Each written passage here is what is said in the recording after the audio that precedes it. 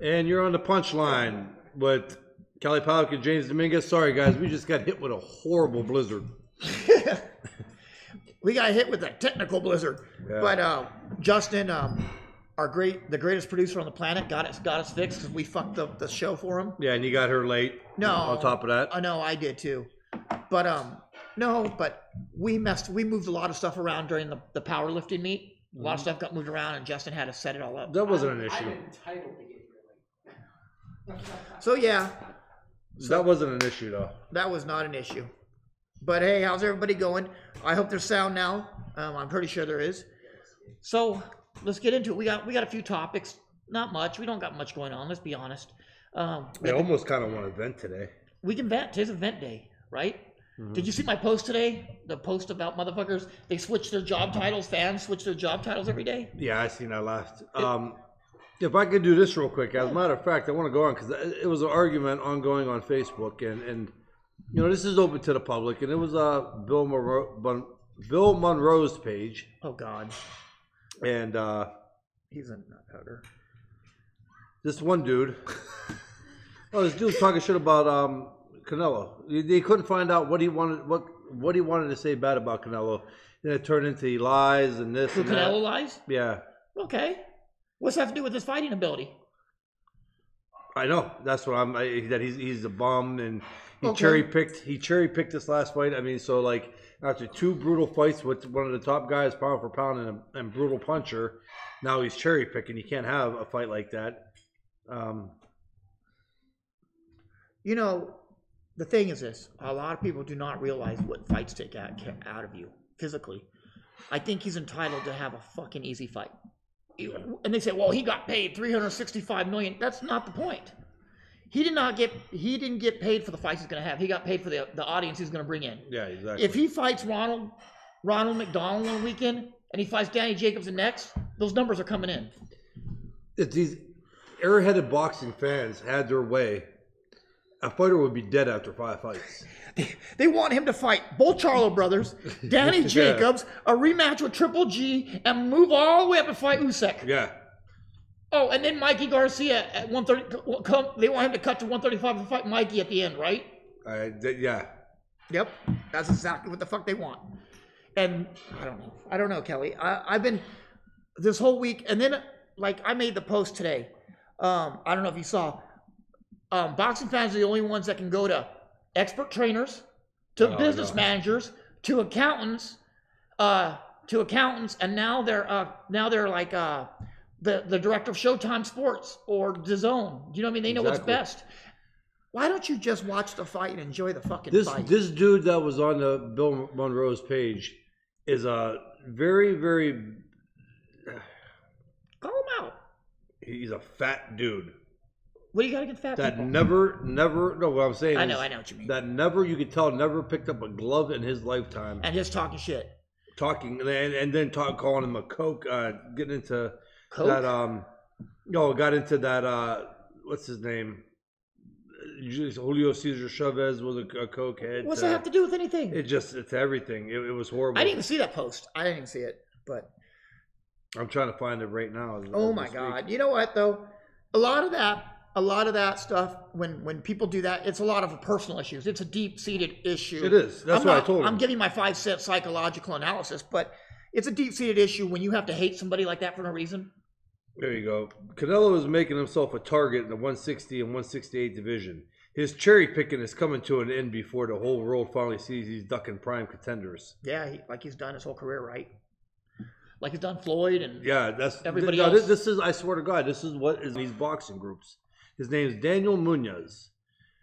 Took 4 years for Canelo to fight Triple G. He was exiting the door. You know what's funny about that first fight? Canelo fought Triple G in that fight with an injured hand. He fought one-handed. A lot of people don't know that he had injured his hand prior to that first fight. And he still fought. And you know what? Canelo never made an excuse. And I'm going to be the first one. I'm not a huge Canelo fan. I never have been. But you have to respect the guy for what he's done. The guy can fight. Yep. Ann Wolfe said it the best. When Ann Wolfe said that, when Canelo fought Kirkland, Ann Wolfe told her own fighter, she told him, look, that little motherfucker can fight. I mean, that's it. Simply, that redhead motherfucker can fight. I'm sorry. I'm trying to. I understand. No problem. I'm trying to. No, but you know what? There's always, you see it all the time. I saw today, which really blew me away. These guys are trying to explain how DAZN's going to lose money and go out of business. And they're already going out of business. You know, PBC was going out of business a year ago, right? Top Rank was going out. Golden Boy was going out of business. They're always going out of business. They might have come close to making their money back on this fight. Well, you know, the thing is this. People are saying, well, yeah, they got Chris Henderson today I talked to. Great boxing writer. He came up with the numbers for DAZN. He said, hey, they got 5 million subscriptions that day. And then somebody made the comment, well, let's see how many cancel afterward. I said, it doesn't matter how many cancels. I said, when advertisers, let me explain how this works. When advertisers buy space for that, they buy on people. And they're giving $2 million for every 1 million viewers. That's $2 to every one viewer, right? Mm-hmm. So whether they subscribe and they keep that subscription, it doesn't matter. DAZN got paid $2 on every subscriber. Even if they cancel the next day, they still made their money on it.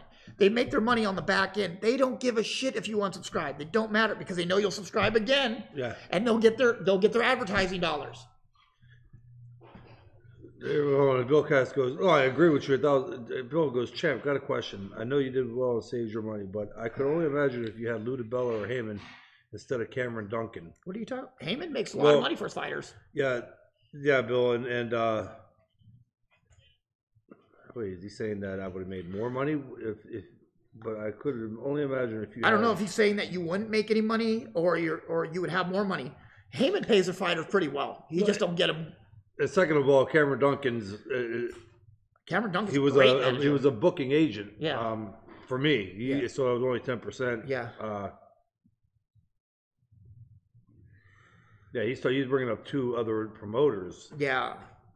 James, tell her how it is. He told me last week I need to count. He sure the fuck does, Brian. I told him to quit talking about his ex. He needs to go listen to the Eminem song. Which one? Stan? Yeah. Learn. Yeah, I told him. I love Brian though. You know what, Brian? I do too, but he got vagininitis. Oh my God, he got some sand in there. We gotta work with him. We're working with him on that. Oh, Brian's one of the coolest cats out. Brian is cool though. He's a snazzy dresser as well. Yeah, he is. He is. What's up, John? Bill's saying you would have been in 100 million because you were an elite champ. They didn't pay 100 million back then. No. But I can see where he's coming from. Do you know what I mean? I appreciate it, Bill. I really do, bro. And Cody's right. Canelo's been fighting top contenders since he was 21. But the thing is this, people do not understand how the business works, even with DAZN. And this is something I had to go and investigate myself. It took me 4 hours, 5 hours to investigate this last night on my new Oculus system.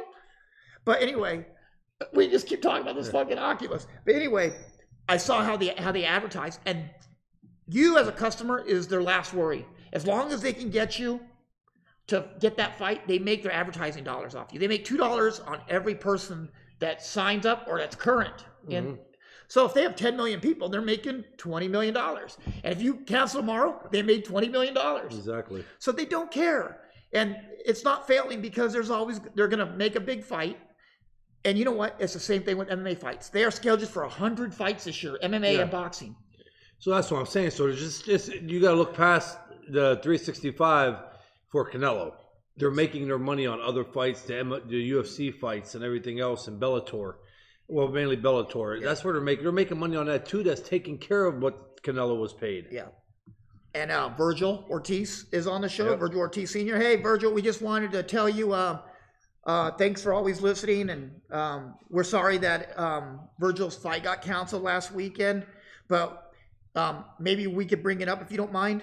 Let us know if we're allowed to talk about it. Yeah, Virgil, just wanted to say what's up. And sucked to even get to see him fight, though. Hey, he's a monster. Yeah, he is. Bobby Sanchez is coming in a couple of days. Bobby Clamchez is going to be here. For what? He's coming to visit us. No, I'm not looking at him. Yeah, he smell like clams and. Hey, did you tell me we got the vertical meat machine for him? Yeah. Set up. That business model DAZN is using isn't new. It was done with WD. Well, regardless if it was done, DAZN has it is unheard of to get $2 on every one individual. It is not. It's always been cents on the dollar, Jeff. They before, like ESPN, they were doing something like 35 cents for every person. Whoever did this was freaking genius. I mean, $2 on one person. So they've kind of set the bar a little higher than most. Does Canelo go to 168 or back to? You know what, Walter? I don't know, but Canelo's going to go where his contract leads him. Exactly. And there's some good fights at either weight. I mean, people are not even looking at David Benavides or even Caleb Plant or some of these other fighters, you know, or Zurdo Ramirez. I don't see Canelo sticking around at super middleweight. He was strong though. He was, but you know, and again, the competition, and I have no problem with it because he didn't take a fight like that at middleweight. He took that fight up a weight class higher. Okay. And I don't know though. I just think that he stay at middleweight though. But who knows? Go where the money. Well, Virgil said it's a free country. You can say whatever you want. Well, no, yeah, I know, Virgil, but you know, we don't just speak out. We don't say if you know, we're not just one of those guys that are just going to speak out regardless of no. You know, I mean, if we're not given permission or you don't want to talk about, we don't do that. But hey, I know a lot of the rumors got put out about Virgil Ortiz Jr., why he didn't fight, and let's put that to rest right now. Virgil Ortiz Jr. Got LASIK eye surgery a while back, and when he got LASIK eye surgery, the New York State Athletic Commission, they have a new rule that was very, very new. They put in a rule that they won't license you with LASIK eye surgery, and saying that, and they won't, because it could lead to more damage to your eyes if you get impacted on. Whether I agree with or disagree with it, that was the case, and that's why Virgil didn't fight. The fight, I believe, is being rescheduled for January in Texas, so you still have a chance to see him. That's awesome too. Like I told Virgil, you know, his dad, I said, that kid's ready for it. You know, he'll be ready. And things happen for a reason. It's sport, and they know that now. They've been around. They know what goes on. They do, and you know what though? My only thing on this is this: Golden Boy. They make a lot of money, and they have the best people in the world. That's something they should be up on. You should be up on all the commission requirements. And I understand it's a new rule. Maybe it was an oversight. It's not a big deal. But I mean, but the thing is, I'm just happy that Virgil's healthy and he's going to be ready to fight because he's one of our favorites to watch. And now that he can see, he's really going to fuck somebody up. Exactly. Yeah. What do you guys think of Oscar calling out Dana White? Steve, I don't know. It's bullshit between both of them. They both I need to actually grow wanted the to fuck see up. that. I know. I wanted to actually look at that. Oh, Oscar whooped Dana's ass, dude. Yeah. Dana. That. Well, I'm saying. I heard the argument. I heard that something even came down to being a little bit part of with Joe Rogan involved. Oh, of course. That's his butt. That's Dana's buddy. But you know, the thing is this: Dana's not a fighter. He boxed in a gym. He trained in a gym, but he was not a fighter. But his mouth is writing checks his ass can't cash. I mean, basically, don't think for a minute that he's going to beat Oscar up or anything like that. Oscar beat the shit out of that dude. Oscar's a real fighter. I know. There's people right now. There's actually fighters that fight currently that would get beat by Oscar if he came back. I agree with you on that. I truly do. Do you? What's up, Larry? Justin, I gotta take a phone call. Go ahead. Kelly, be right back. What's your opinion on Joseph Parker, top 20 in the heavyweights? I believe he's good in that spot. I like Joseph Parker. I think it's a good spot for him. Do you think Zurdo deserves to be on the pound for pound list? No, Darren, I wouldn't put him there right now. I don't think he's been that effective. Kelly will be right back. Kelly had to take a phone call real quick, so he'll be there. But no, I don't think Zurdo should be on there. I think he struggled in the past couple fights.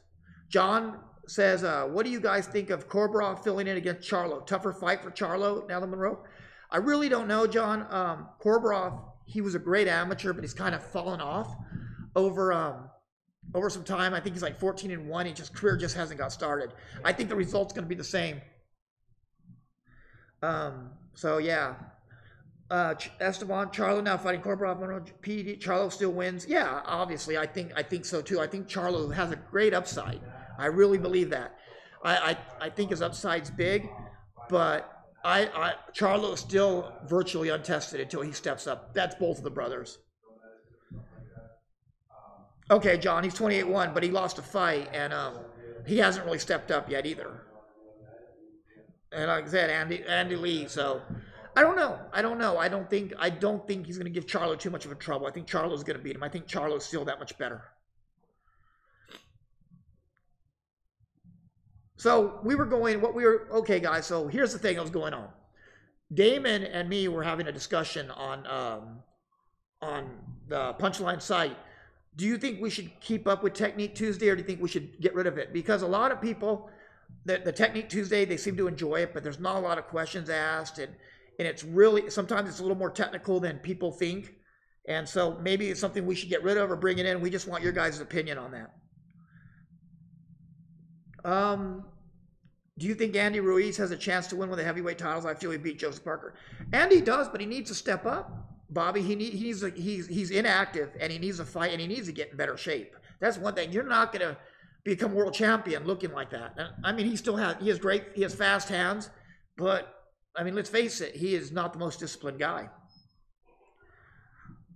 Who is a better finisher, Bud or Inoue? Shit. I would have them about equal. I want to see more out of Inoue. I mean, Inoue's put a lot of people away, but I want to see him step up a little bit. I want to see him step up against some of the opposition at junior featherweight. Then we'll know.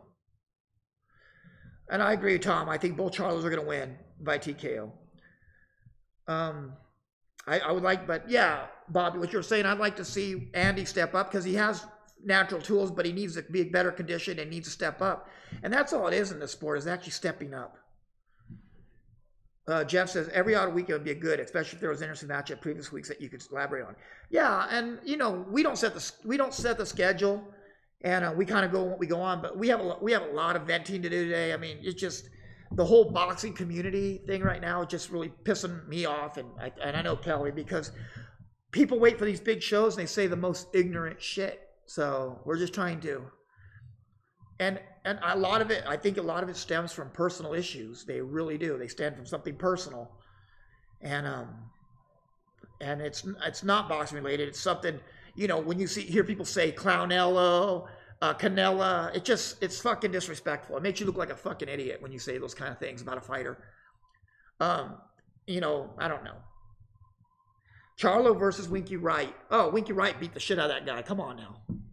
Winky Wright was another level. Charlo hasn't proven himself.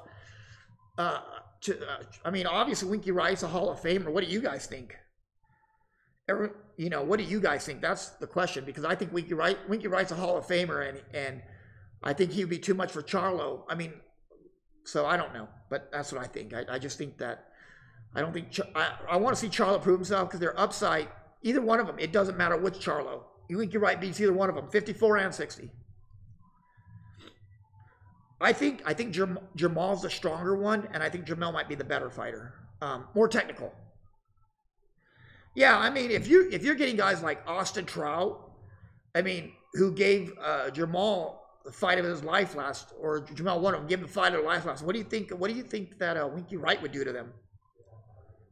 Well, Winky Wright is in the Hall of Fame. I mean, he's 100% because he's in the Hall of Fame. So yeah, I don't know. And hey, make sure you guys in June, make sure you guys get your tickets for the International Boxing Hall of Fame. Kelly will be there this year because Kelly gets on the ballot this year. So we gotta, all you media sources like you, Chris Henderson, all you media sources and things like that, vote for Kelly in, because now it's those time for the voting. He's going to get on the ballot, so we got to get him in there. Tommy said Winky all day. Come on, man. Well, who's arguing that? I think everybody has said Winky is the one that's going to get in there. You're arguing with yourself. Both Charlos are still improving. Neither has been in top level. Exactly, John. They haven't. And then they get on the air and they say, Canelo's dunking me. Canelo is not dunking either, Charlo. I don't know why this has to happen. Oh, Canelo, I just saw that on, was it Fight Hype? That they were saying that Canelo's dunking them. What do you think about the current IBF Hall of Fame? I love it. I love it personally. And the inductees, and the only people I've ever had a problem with getting inducted was actually Sylvester Stallone. Everybody else I could see a case for.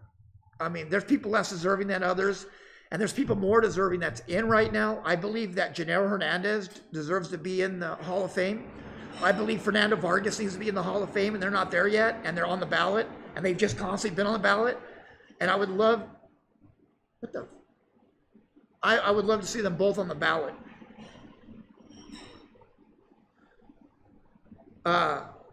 Punchline, Damon, guys, Kelly and James actually studied, trained for technical Tuesday just to have guys ask who hit Kelly the hardest. Not questions like foot placement, set up 1, 2, 4, 2. Exactly, Damon, and that's what we're trying to say.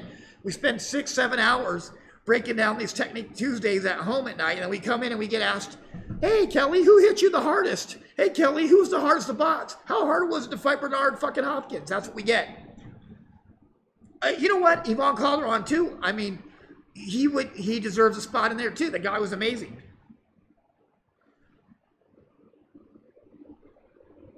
Exactly. And, you know, I'm very happily with Donald Curry. He was one of my favorites. Actually, one of my first fights that I ever saw on TV was Donald Curry and Lloyd Hunnigan. I remember that fight, and I was like, holy shit, that's my dude, Donald.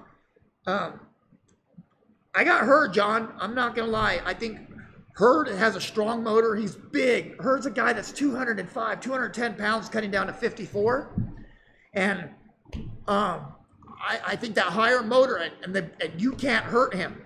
Nobody hurts this guy. He just walks through shit. You know what I mean? He has a great chin. And he just walks through stuff. And I don't think Hurd beats Charlo. I think Hurd beats Charlo. They're asking, who do you think, Kelly? Hurd or Charlo at 54? I got Hurd all day. I do too. Sorry, guys. Yeah, I got Hurd in that fight too. So I see it hard. And here's the reason. If I seen Charlo against a little bit more than what he's been fighting, I would be able to pick have a better opinion on it. But I just don't see it right now with a guy the size of Hurd and his punch output. Yeah. Esteban James, thoughts on Angel Manfredi? Ever meet him? I remember him beating. I have met him. I know Angel very well. He actually spent a week with me at my house in Ohio, in Columbus, with me and my wife. He spent a week there, Angel. And then we had a call with Angel. You got to talk to Angel. Angel's a special character. He's a nice guy. I really think that I don't know what's the best way to say it. Angel needs to let it go. Sometimes you just need to let shit go. You know what I mean? You're not going to get that fight with Floyd Mayweather. It's not going to ever happen again. When do you see Munguia stepping up to 160? I think he needs to worry about beating guys convincingly where he's at. I agree 100%. Strong fighter, absolutely. Do I think he could beat top middle or junior middleweights right now? No. I don't see him. And I was high on him. I just don't see him fast. I see a lot of technical problems with him. And even his power is kind of leveling out. It's not the same power as he had, you know. I don't know. I'm not impressed with Munguia. I think that he's being moved carefully because they know that. They know there's a shelf life on Munguia. Stephen Kennedy goes, I got Charlo. Hurd is a slow starter.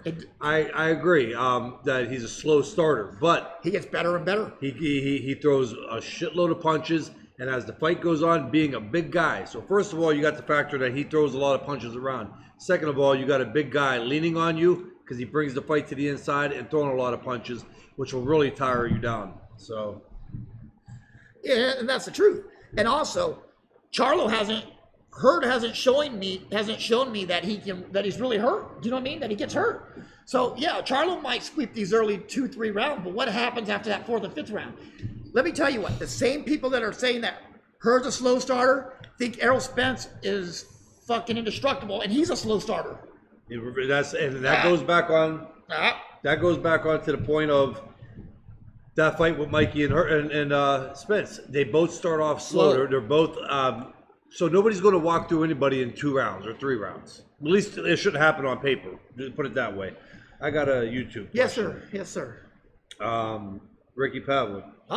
Hurd got hurt a little in his last fight. He did. Well, I mean, you're due to and how many fights in a pro? But he stayed on his feet. He stayed on his feet, absolutely. How does Hurd weigh in at 152? Starving and great conditioning. That's all I can think of. You know what I mean? Mm-hmm. Kevin has a great question. He always does. Kevin Kennedy has a great question. One of my favorite people that comes on the show. Speaking of technical difficulty, do you think Ryan Garcia's fight was the most interesting on the DAZN card? I really do, Kelly. I think it was most interesting. I don't think he looked amazing. but I think that it showed improvement. Yeah, he looked good. And you know what? You can't get mad at him because he fought a great fight for what he had in front of him. Some guys going against people like that and they struggle. Yeah. Some prospects will. They will go against a type of opponent like that and struggle. And the only thing you can say on this fight is he did what he was supposed to do.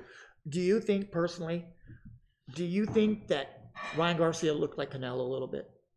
I'm not talking about the way his style was, but I'm talking about the way he threw his punches. He threw off center combinations. They were different combinations, and he sat down.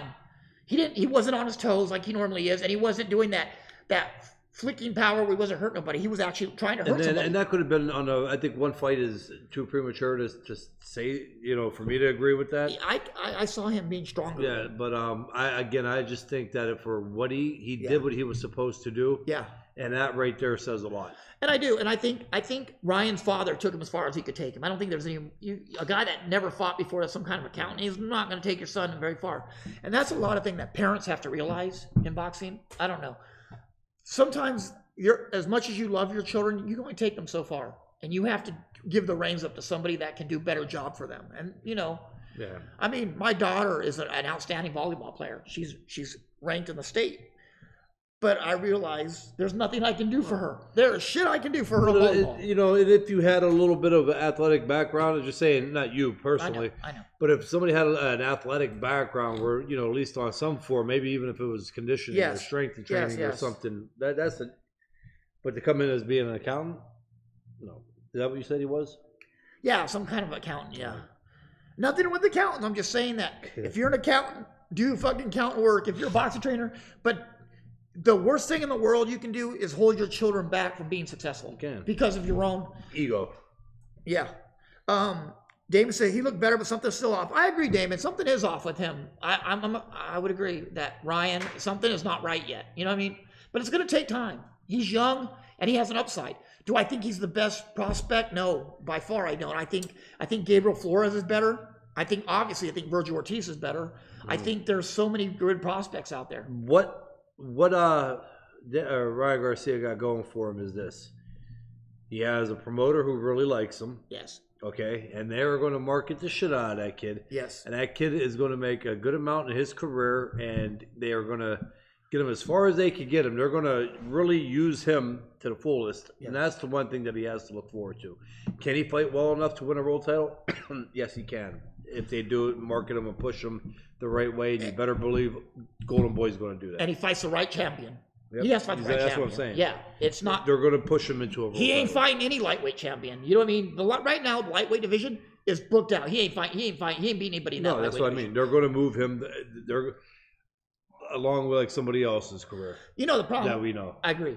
And the thing with the weight classes are this: 35 and 40 is a rough weight class. You might want to think about 30. You know what I mean?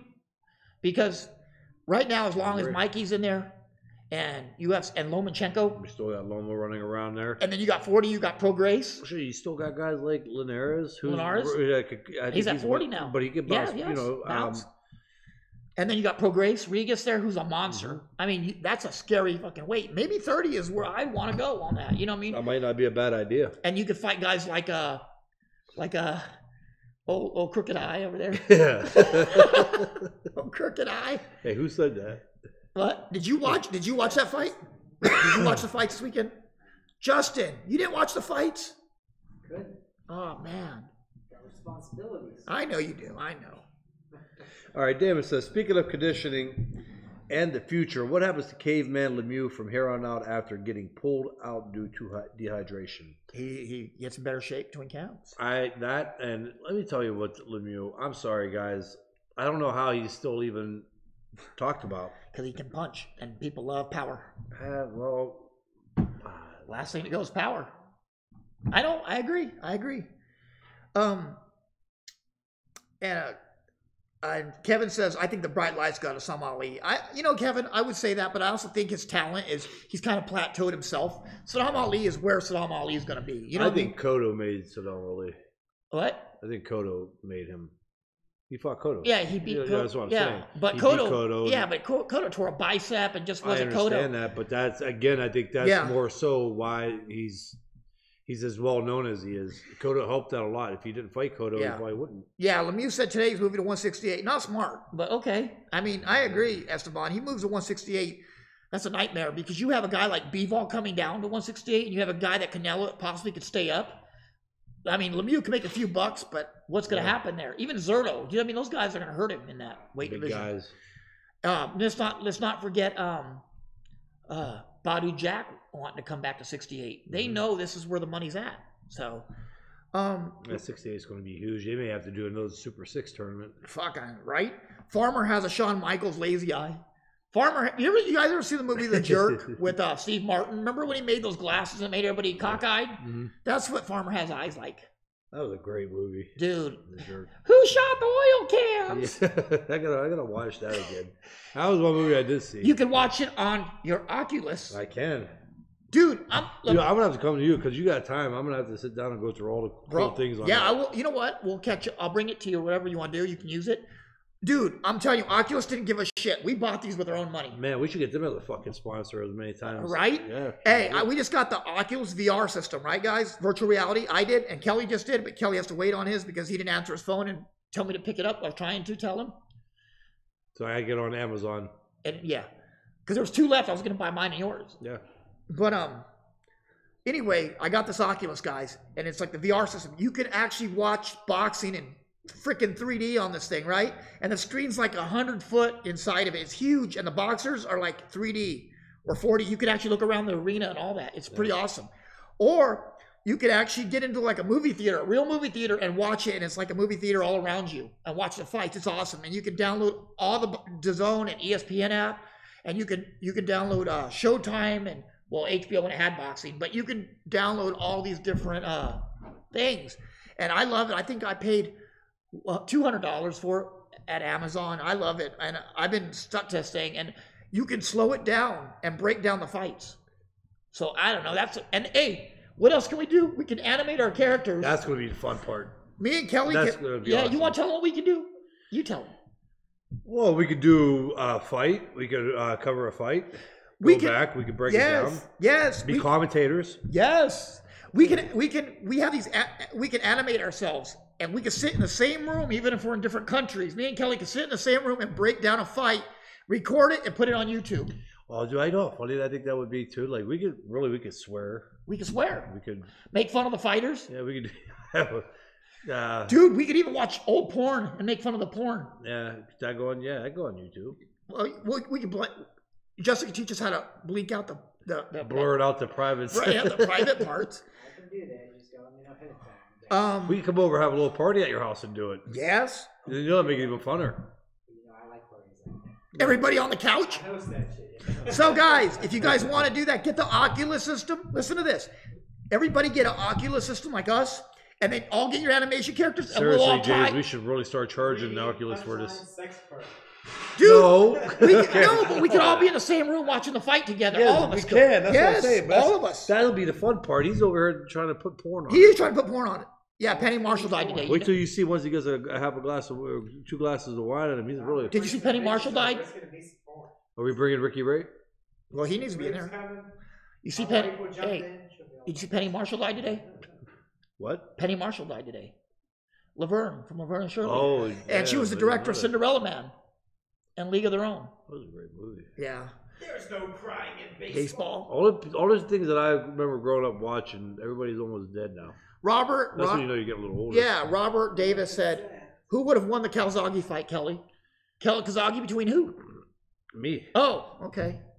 I think he said that. No, he said, who would have won the Calzaghe fight, Kelly? Who would have won the Calzaghe fight, Kelly? Oh, Kelly. I'm waiting for Kelly to say, Calzaghe would have just stomped me the fuck out. Yeah. Hey, I go back, man. I say this. Listen, Calzaghe was one of the most underrated champions. And of course, you know you're going to have people hate on him. The guy was a great fighter. If I would have fought him, I think it would have been an intriguing fight. Of course, I can't say I won because then everybody called me an asshole. Oh, Mike Lickers corrected you. He said, or Mike Licker. He said Ron Howard made. No, I was reading what the punchline said. I didn't say that. I didn't know who directed Cinderella Man. It said here. You know that. You're really good. No, I didn't know. No, I was reading it that he produced, director of Produced Cinderella Man, not directed it. Sorry. There was a question here. I'm trying to look. Oh, Canelo has become a complete elite fighter at the best 160 through 168 somewhat. What do you think, Canelo? I think Smith and Bivol. Bivol drops 168 may be too much. I think Bivol may be too much for Canelo. I think absolutely way too much. Was there a question? Yeah. Okay. I think he may be a little too much for Canelo just because he's so big and sharp. Yeah, coming down from light heavyweight. Yeah. Lazy Fat Feral Cat says, James, Kelly, what do you guys think about Charlo versus Peter Quillin at 160? I think it's a good comeback fight for Quillin. I don't know. I think if Jacobs tore his head off in the first round, I think it's not going to bode. It's not going to bode any different for him. Charlo hits harder than Danny Jacobs, or just as hard. Yeah. So I don't think so. I think Peter Quillin is so inactive, and his training habits aren't the best. That'd be a good fight. You're saying you think that would be a good fight for Quillin?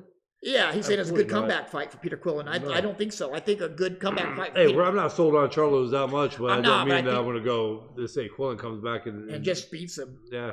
No, I like they said, they have a great they have a great upside. Yeah. Eric says Joe was something special, very underrated. Yeah, he was. He was. He absolutely was.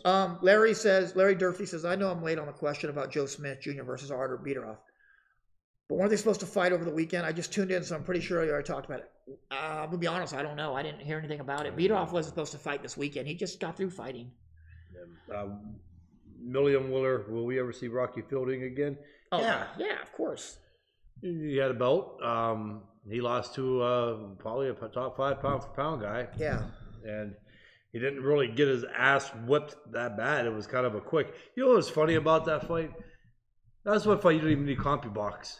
Because every time Canelo hit that motherfucker, you see the red spots on him where he got hit. Those body shots, I could feel those body shots. Yeah, Couldn't you? I felt my spleen come up on But you know what I will say? Canelo is one of the best body punchers in the sport today. And let's go back to something I wanted to talk. Remember we were talking about people on Facebook, on box sites? I was reading these motherfuckers saying that Errol Spence knocks out Canelo. Now, okay, guys, and here's what I'm saying. Okay, I'm gonna be clear with this.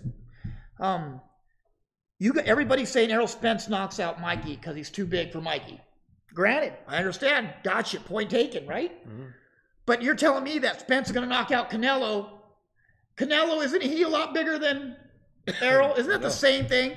To me, it sounds like you guys are just picking and choosing bullshit. Oh, well, Canelo's not big, so Spence will knock him out, but Mikey can't knock out Spence because he's too small. You guys I go through it all the time. You know, that's another thing. Well, since there ain't really much to touch on, and we got, a couple of minutes? Yeah, we got, You got... How long do we got, Justin? You know, when people... 18 minutes. 18? When you got... people like that, okay, they say, no, you got to pick one. Here's my issue with picking, because it gives people out there like a chance to say, oh man, see, you were wrong. Yeah. I break down, and that should be part of my job. I try to break down, and I give both sides to what can happen into a fight. Yes. Okay, just like with the Wilder Fury fight, and I wasn't wrong, so I'm not picking it so I'm not wrong. I really break down what could happen and the possibilities of things happening. And you're one of the best at doing it. Yeah.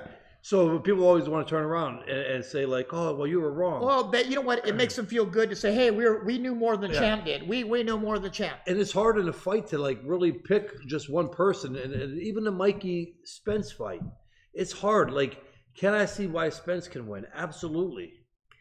Can you see why Mikey can win? Absolutely. But does it, and like Robert Davis right now says, Spence is a bum, not in the same level. I'm not going to ever call Errol Spence a bum. I think Errol Spence is a pound-for-pound fighter. Exactly. Errol Spence is an amazing fighter. He's smart. He's strong. He punches hard. And I'm not going to discount that, man, because that fight can go either way. And that goes, exactly. And that goes on what you just brought up, though, when you said, everybody's saying Spence is too big for Mikey. But he's not too big for Canelo. Yeah, but Canelo's not too big for Spence.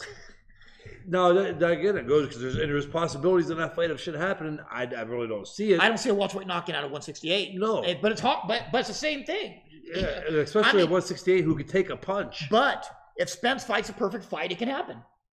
Exactly. And Spence can fight those kind of fights. And Spence is the type of fighter that he could actually do it. You know what I mean? But Matt Sayer said Canelo on PEDs beat Spence. So you think Canelo needs performance-enhancing drugs to beat 147-pound Spence when Canelo's 168? Okay. Okay, the logic and that's flawed, and it you know, a lot of it's personal. This is where I lose faith in boxing. It makes me want to stick a cleat in my ass. Do you know what I mean? Me go MMA. I want you to shoot me right in the fucking nuts right now. You know what? Fuck it. Okay. Inouye's beating Canelo. I got it. I'm saying it. Inoue beats Canelo. Right. Inoue knocks out Canelo. Oh, that's what I want to talk about. Hey, Crawford knocks out fucking Fury. Did you know that? No, not Fury, but I think he definitely knocks out Joshua. The Canelo we are seeing now versus Prime Kelly Pavlik. You know what? You want me to answer that? What I think? Because if Kelly answers, he'll say, oh, he's being biased. Let me tell you what. I love Canelo. I like him. He's a great fighter. But middleweights in the 1990s and 2000s were a different level of middleweight. It was not unheard of for every middleweight to be over 6 foot tall and walk around at 190, 185, 190. How do you fight? How does Canelo fight a guy that, I'm not saying it because Kelly is my buddy. How do you fight a guy who's 4 inches taller? That's me. That's like me fighting you, right? 5'9" to fucking 6'2". We say 5'10" though. No. But anyway, Kelly hits harder. He's going to back you up, and he's going to throw 78 to 83 punches around. And you know, on that, people are going to use the Sergio Martinez fight. Well, he came up in weight. Sergio's not totally first of all, totally different style fighter. Yeah. Second of all, really talk about dehydrated, and not an 80% Kelly Pavlik that night. So yes, it does make a difference. You know, the Mirandas, the Taylors, they were all really big middleweights. Yeah. Canelo is there. Canelo hit me with them body shots and whatever he wants to do. I was good at picking off shots. I just think Canelo tires quickly as the fight went on, I threw more and more punches around. And not only punches, but they were powerful punches that he was carrying, you know. Yeah. Dillon Wells says, Ramirez versus Benavides. Oh, I got Benavides over Ramirez. David Benavides is a much better fighter than Zurdo. I mean, it just...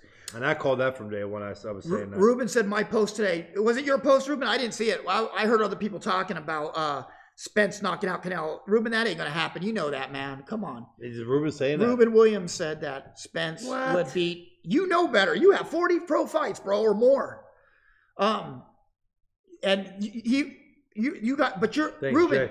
You just said earlier that Spence walks right through Mikey because he was bigger. I remember you saying that. But now Spence can walk through Canelo, who's 168? I'm telling you. Come on, Ruben. You're making me want to go over to UFC. Kevin Kennedy says, maybe Technique Tuesdays could be about upcoming fights and scenarios that could happen in the fight. We've done that. We've done it. And nobody answers anything. It's crickets. Yep. Lazy Fat Feral Cat, Chubby, says, Kelly, I always felt like your left hook to the body was underrated. It absolutely was, and you know what? When I was fighting, I loved it. I wish they thought every fucking punch was underrated. You know what I mean? That's what you want. I like that. That fucking right hand, man. Yeah. Everybody's worried about the right hand. I loved it. Those kind of posts make me lose all faith in mankind, even after Sugar Ray Leonard and Lennox Lewis meet at 175. Matt, but Kelly is too strong for Canelo. Kelly would jab him on the way. Kevin says Kelly would jab on the way in and hurt him. He'd use his height opposite of fielding strategy. You know, Kelly, I'm going to tell you, if I could dream any fight scenario for you, I've said it many times, it would be Gerald McClellan. I think you guys are. I know. I think you guys would be matched perfectly in height, in build, and in punch stats. My good friend wants to see me go against probably one of the hardest punchers in the middleweight history. But your punch numbers are the same, just about. I don't give a shit if they were better. I don't want to get hit by them. No, I'm just saying though. I'm just saying like. No, I know. That'd be the fight I picked for you. Not Hagler. Yeah. Not Jones. Not Golovkin. Nobody. And if we were in the same era, you could guarantee that the amount of money that would have been behind that fight to see the two bangers. You could have bought you a Range Rover. Ruben says $1 million a round. $1 million a round. I don't know what that means, but yeah, I don't know, Ruben. Is that what you would have bet that? You would bet $1 million a round, bro. No, Spence would get fucked up. By Canelo, just the size alone, and that's the same thing that you said that Spence beats Mikey on his size, but now it doesn't apply to Canelo. That's so weird. I mean, it sounds like it's deeper than It's like deeper than skills. I think you're going into another spot. And that's what I told that Munez guy on the thing today when he tried switching it over. I was like, listen, I thought we were arguing on, what your opinion was on the fighter and how he fights. I was like, now I'm starting to see a little bit that you can't stand the guy and you're biased and you have, a disdain towards this guy. I was like, this can't be a real argument. I think Canelo beat Charlo. I think so too. I don't, like I said, Charlo has a great upside. I just don't know how far he can go. I mean, Charlo's great, and like I said, but he has not moved up yet. Kelly, don't answer that. Kelly, who hit the hardest? Hey, Damon, answer that. Somebody answer who hit Kelly the hardest.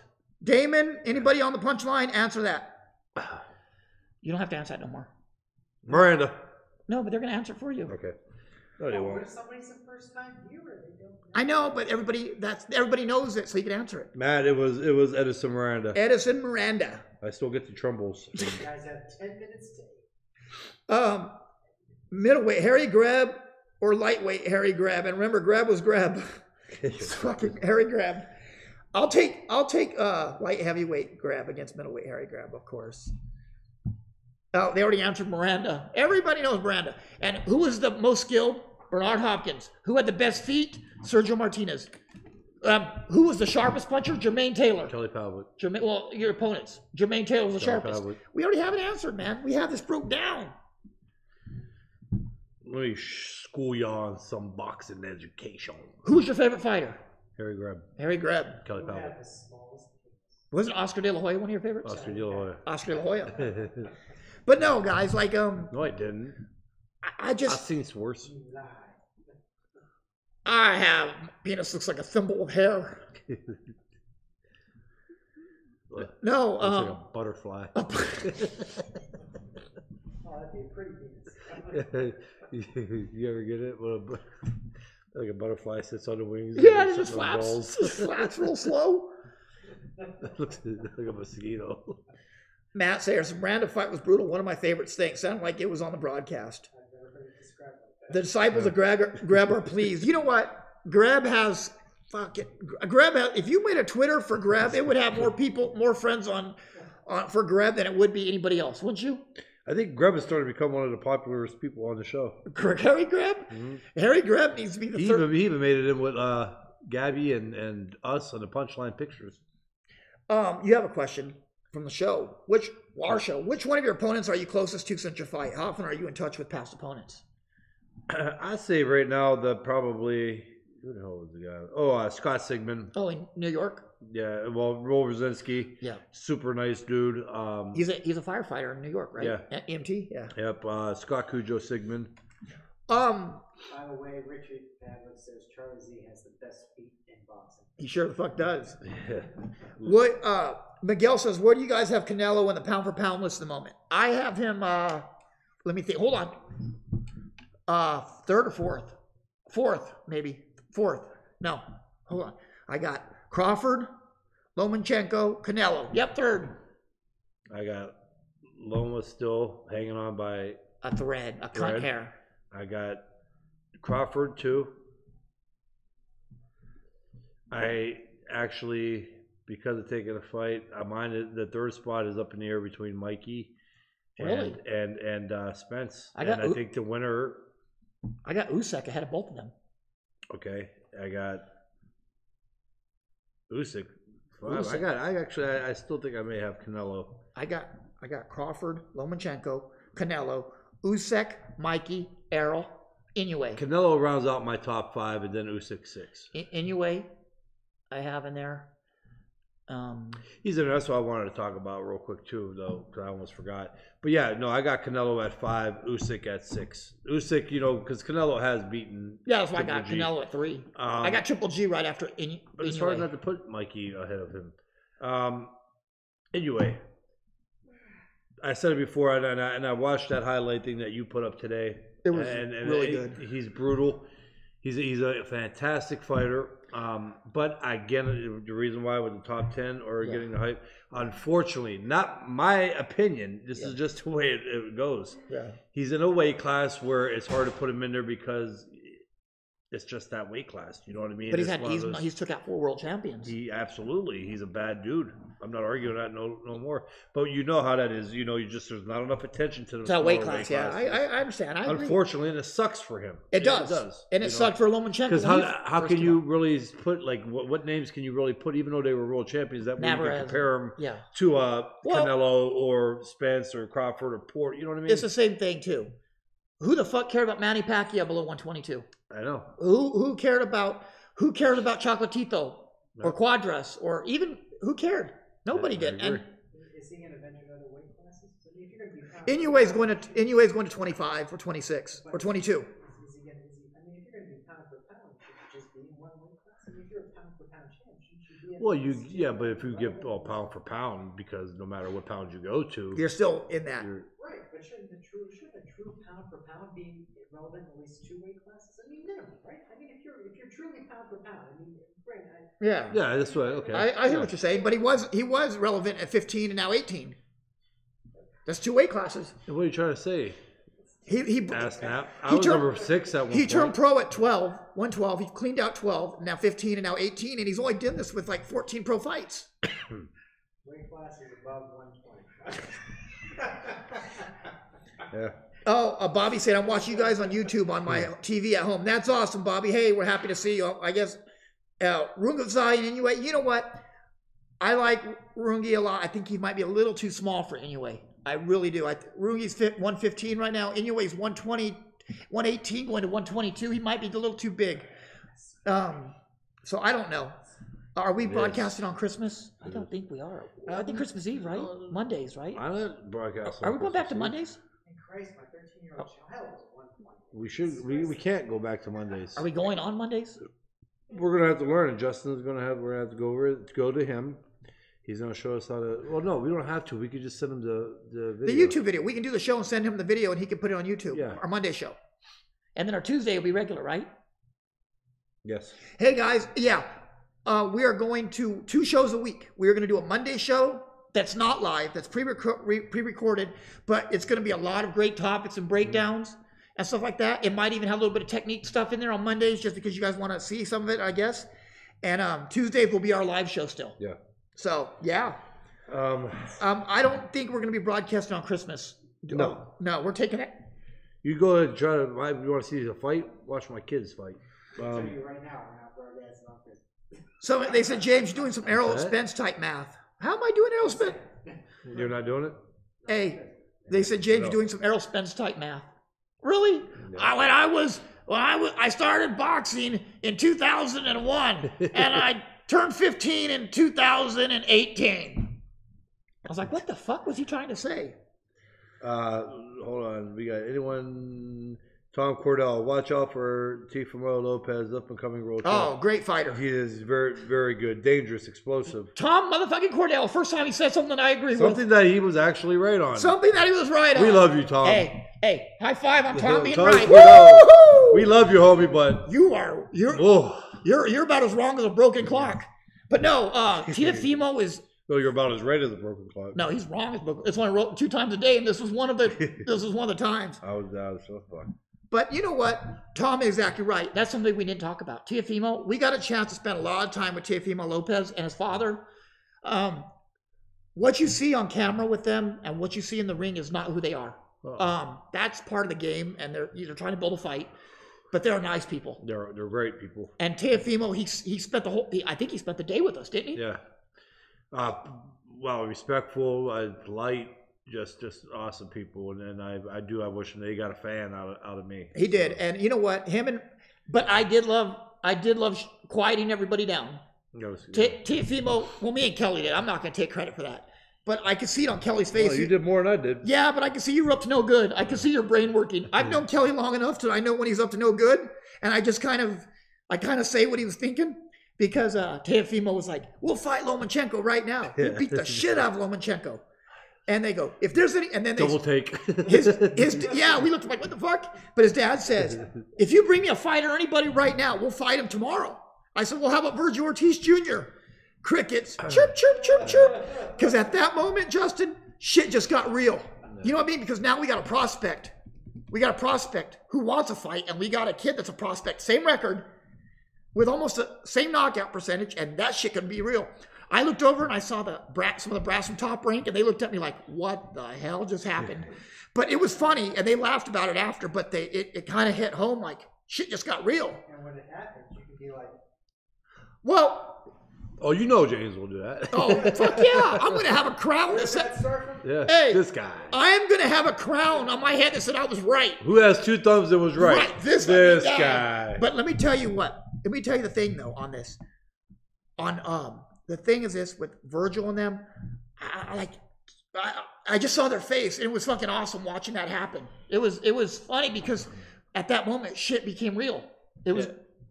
No, it did. That was funny as hell. Okay, let me hit this last question. We've really got to wrap it up, guys. No questions after. This is what I do not get. Why is Mikey looked at like a Dodger for fighting Spence and not Loma? Also, in Spence Superman, Mikey has one key ingredient. Hey, listen, it was kind of the same thing like when I was supposedly ducking Paul Williams, but I jumped up 2 weight classes to fight all-time great and Bernard Hopkins. Yeah. It's like wiping your ass before you shit. Makes no sense. Mikey's not ducking nobody. Mikey's taking the most dangerous fight out there. Can you explain why that he's not taking Loma, just so, because people don't know. He's not ducking him. It's a battle of. This comes down to the higher ups. Politics. This is the business people, the bosses, the promoters, and right now that is probably the holdup. But listen, Top Rank is a phenomenal promotional group. And believe me, the fight will be made. It will. Some point. I heard Lomachenko and Aegis say 2019, the fight we made, whether Mikey wins or loses, it's going to happen. Yeah. There's too much money involved for it not to go on eventually. Exactly. But for right now, there's bad blood, and there's some things that they need to work out personally, you know. But, oh my God, I can't wait for it. Yep. Let's wrap it up. Okay. One last thing about Thurman. Are you guys excited to see Thurman back? Absolutely. I think he has a good fight with Josecito Lopez, though. It's a good fight. Yeah. I mean... It's not who I would take for my comeback fight after 2 years, though, is it? I know. That's why I'm excited to kind of see it. But yeah, guys, hey, you know what? Thanks for tuning in today. We will be back after the holidays. Yes. We're going to take Christmas off, but... The next week after that, Monday will be our show, and Tuesday will be a show. You can catch our Monday show on where? YouTube. YouTube on Mondays. YouTube. You will not be able to catch the punchline. Oh, but we might also be doing, guys, listen real quick, and this is very important. We may also be doing 2 shows a month on the YouTube. Yes, and 2 shows. Even on Tuesday. Yes.